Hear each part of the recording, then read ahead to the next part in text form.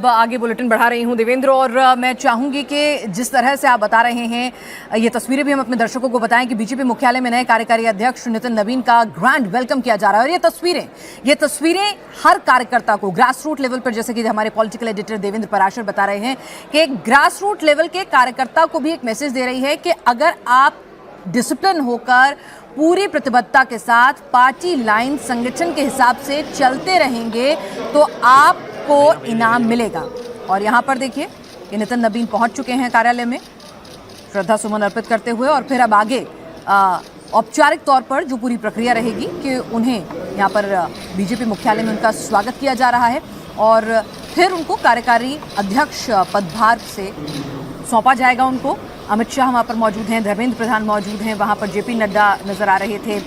दिल्ली की सीएम रेखा गुप्ता नजर आ रही थी। तो बीजेपी मुख्यालय से सीधी तस्वीरें आप देख पा रहे हैं। 45 साल की उम्र में अगर बीजेपी ने फैसला लिया है तो कहीं ना कहीं पार्टी ये भी समझ रही है कि ठीक है, पार्टी के तमाम नेता जो हैं वो इस वक्त एक सेकेंड जनरेशन को किस तरह से तैयार करना है, युवाओं को किस तरह से पार्टी में भरपूर मौका दिया जा रहा है और उनको भी आगे लाया जा रहा है। तो एक मैसेजिंग यहाँ पर ये भी है, पार्टी के भीतर भी और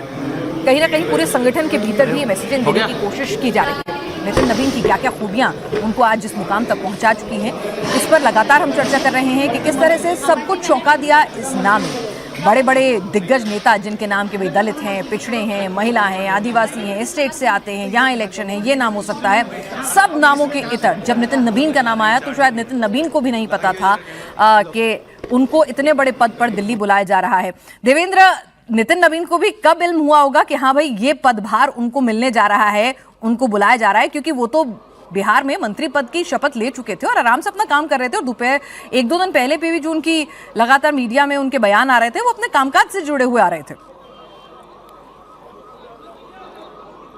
जी हाँ, और मंगलवार को वो दिल्ली में थे, पिछले मंगलवार को ही वो दिल्ली में थे और उसके बाद कैबिनेट की बैठक थी, लेकिन उस कैबिनेट की बैठक के लिए वो नहीं गए। मंगल पांडे भी उस समय दिल्ली में थे जो कि उनके साथ मंत्री हैं, मंगल पांडे चले गए थे, लेकिन नितिन नवीन नहीं गए थे, वो रुक गए थे और तब उन्होंने ये बताया था कि पार्टी के बड़े नेताओं से उनकी कुछ मुलाकात होनी है। जाहिर तौर पर उस मुलाकात में कुछ ऐसी ठोस बात उनसे नहीं कही गई। 2 दिन पहले इस पे होमवर्क शुरू हुआ और नितिन नवीन के जानकारी के हिसाब से अगर कहें तो कल ही उनको इस बात की जानकारी दी गई कि आप पार्टी के राष्ट्रीय कार्यकारी अध्यक्ष हो रहे हैं और आपको कल दिल्ली आना है। और समझा जा सकता है कि नितिन नवीन के लिए कितनी बड़ी बात होगी कि जिस संगठन में आप काम करें उस संगठन के सर्वोच्च पद पर अगर आप पहुंच रहे हो तो अपने आप में वो बहुत बड़ी बात होती है। नितिन नवीन के केस के हिसाब से देखें तो जो परिवारवाद को लेकर बहुत ज्यादा नैरेटिव चलता है बीजेपी और कांग्रेस के बीच भी, नितिन नवीन के केस में भी अगर देखें तो नितिन नवीन को पहली बार चुनाव लड़ाया गया इसी वजह से क्योंकि एक स्वर्गीय विधायक के वो पुत्र थे। उनके पिता नवीन सिन्हा बीजेपी के विधायक थे 3 बार के, उनका आकस्मिक निधन हुआ। उसके बाद नितिन नवीन को वहां पे चुनाव लड़ाया गया, 2006 की बात है। लेकिन उसके बाद नितिन नवीन को एक लंबा सफर तय करना पड़ा और उसमें पार्टी ने अलग अलग जिम्मेदारियां दी उनके कंधों पे। छोटे पोस्ट से लेकर बड़े पद पर युवा मोर्चा में रखा गया, फिर प्रदेश के युवा मोर्चा की कमान संभाली दी गई, उसके बाद सिक्किम जैसे राज्य का प्रभारी बनाया गया, फिर उसके बाद सिक्किम से थोड़ा बड़े राज्य छत्तीसगढ़ का प्रभारी बनाया गया और हर लेवल पे उनको परफॉर्म करना पड़ा। हर लेवल पे उन्होंने परफॉर्म किया,